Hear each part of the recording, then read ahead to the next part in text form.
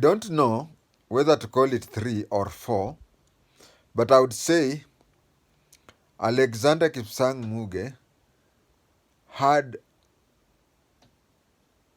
kizungu imepotea metaphoric transformation on 3 occasions. He would go to this side, completely finish that place, and be very successful. Then move to the other one, and then move to the other one, and each and every part of the 3, he was very successful. I just wanted to talk about the 3 transformations that he had. First of all, he was born and grew up as a Nandi male. He underwent all Nandi traditions successfully, taking care of cattle, going through the initiation, and so on and so on. Unfortunately, we don't have gradings of, I don't know, grade 1, grade A plain or D or whatever. In the traditional issues, you only have to, you either have passed or failed.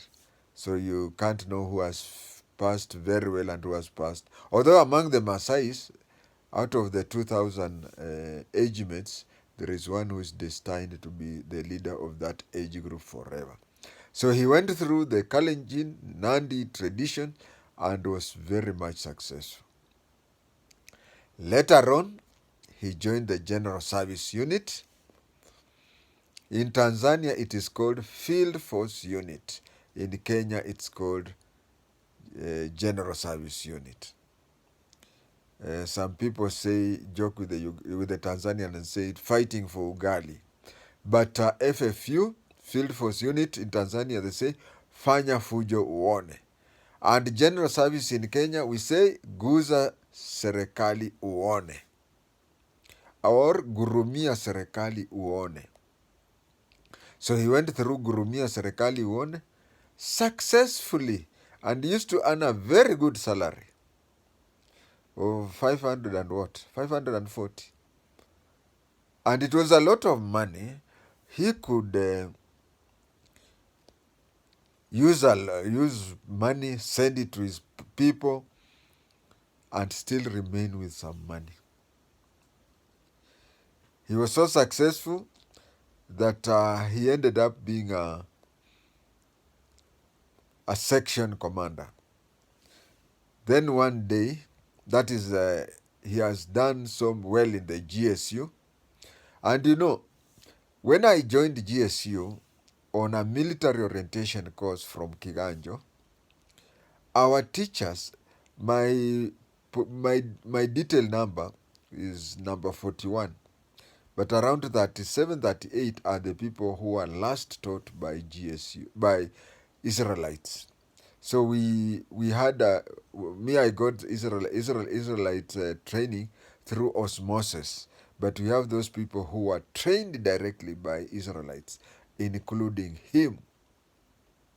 I have a picture somewhere. If you send me a message, I can send it to you, where I took a picture at Magadi GSU Training School at the very same spot that he had done several years earlier.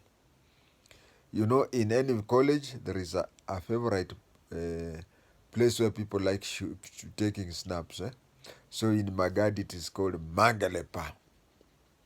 So I have 2 pictures where he has taken at Mangalepa and where I have also taken at Mangalepa several years later. Then he reached a place and decided, you know, those days there was no evening classes. There was not, okay, we used to have correspondence. Yes, you could study by correspondence, but he wanted a higher learning. Correspondence used to give just certificates. He wanted a higher learning. And you see, correspondence was also a challenge to what today we call KWS. Those days, KWS used to be called Game Department. For people in the forest like GSU and KWS, it was even a bit hard to do correspondence. Correspondence used to be done by police officers in the urban areas. So he reached a place and resigned from the police and applied to join a theological college. When he was doing the interview with the theological college, for the theological college, among the people who were interviewing him was one Bishop Okulu. By then, Okulu was a bishop. He said, Bwana Officer, we associate GSU with beating up people, and we associate priesthood with people being humble. He said, that is a chapter I've closed, and I'm moving on to another chapter. He went, did his theology very well, succeeded, and was employed at Jogoo Road. Those days it was a bit easier for you to come out of the theology and become a provost immediately. Provost is the administrator of a diocese.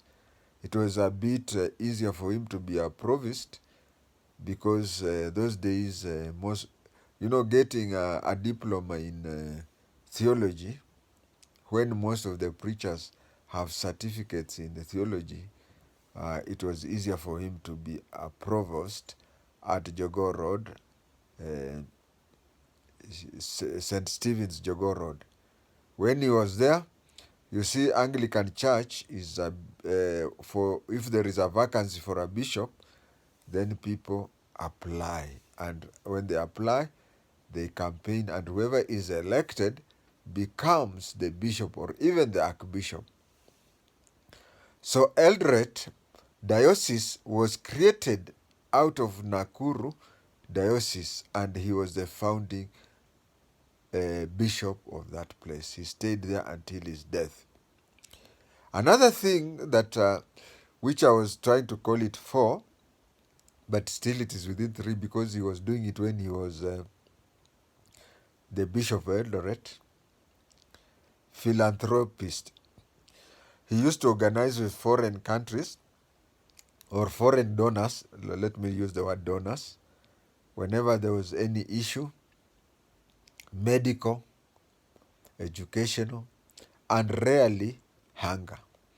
So he would organize those things, and it was due to his due to that brought up problems between him and the government, because those days when there was hunger in West Pokot, it was deemed that you should leave for President Moi to be the first one to speak, so that you now echo like somebody shouting in a valley. The other thing that and the greatest thing, he has done so many things, so many good things. My God, I can talk 3 weeks non-stop. The thing that he did greatest was he was among those people who are fighting for accountability, and his accountability up to today, it has not reached his level that he wanted. 35 years after he died, he went ahead and even declared his personal earthly properties. He said, I have a farm in Kapsabet, which I inherited from the clan.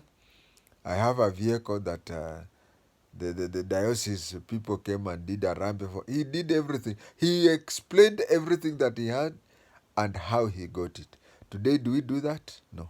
You just fill in the forms. Nobody counter-checks the form that you have filled with whatever you have said. You can even say, I have 10 million shillings, whereas you have 500 million shillings. You just write that.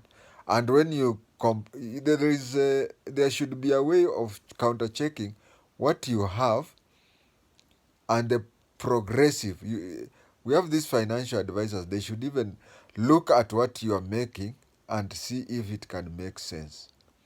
But you become a parliamentarian, you fill in the forms, it is locked in the parliament.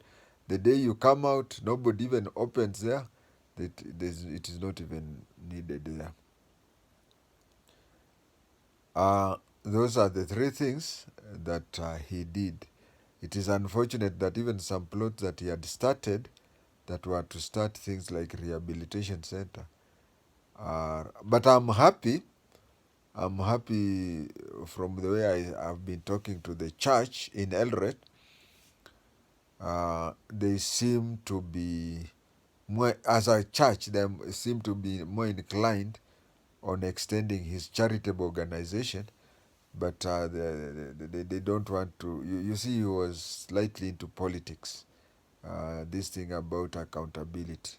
I would also want to say that if I studied him well, multi-party was forced on Kenyans by Moi. What Muge wanted, what I wanted, or what I've even seen up to today, and what Kenyans would be comfortable with, is a place where we have either a one-party state or a no-party state. Because, look here, you could be good in your area, isn't it? Let's say you are very good in, and your home area is a stronghold for the other party or coalition. You see, there is a challenge where a voter is voting for somebody. You know, you're voting for the party and you're voting for the individual, and sometimes they collide because the person you want may not be in the party that you want. Apart from maybe looking up at who will be the president, but a no-party system or one-party system was the best for Kenya. Because sincerely speaking, each manifesto for each party is just the same. It is just, what do you say, you lift it and then where it is written A, B, C, D, you come and write, you white out and place it. Oh, white out ni rikangu. You delete there and replace it with another. Our parties are just the same. In Kenya, all parties are Social Democratic Party. Social Democratic Party ya Wetangula, Social Democratic Party ya Kalonzo Musyoka, Social Democratic Party ya Mudavadi, Social Democratic Party ya Khwatenge. So that is what we will share today of the three stages that he went through. Just like somebody going to primary, he clears it. He goes to second, he clears it. He goes to high school, he clears it. May he rest in eternal peace. Amen.